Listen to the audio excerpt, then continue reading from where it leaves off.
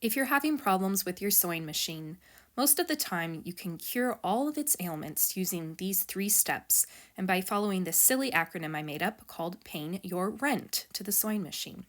The first thing that you're going to do is re-thread the machine.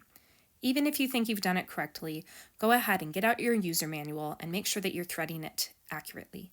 Sometimes people will use the bobbin winder on accident as they're threading the machine, or the thread may have fallen out of one of the tension discs. So go ahead and rethread the top of the machine. Next, you are going to check or change the needle.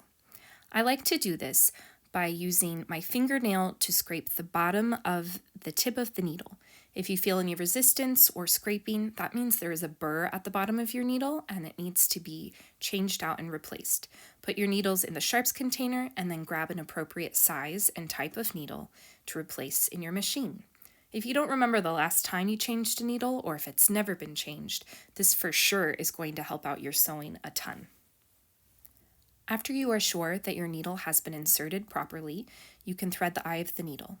Note that most home sewing machines, the eye of the needle will go from front to back, as the bobbin is inserted from the front to the back or the top of the machine.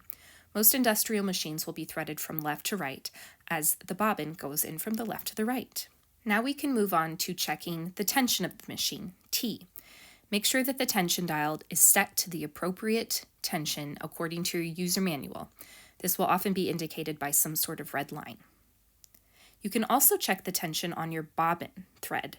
If it's loose like this and you can move it around with your fingernails or a seam ripper, then it is too loose and you need to respin the thread so that it's nice and tight on the bobbin.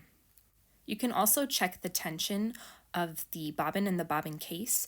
You should be able to pull the thread easily without the bobbin case dropping to the floor if you're holding onto the thread. Now you can insert the bobbin and use a scrap of fabric to check to make sure that your machine is working properly. If it isn't, you can move on to the next step, which will be in another video. Otherwise, I hope this helps your sewing machine work properly.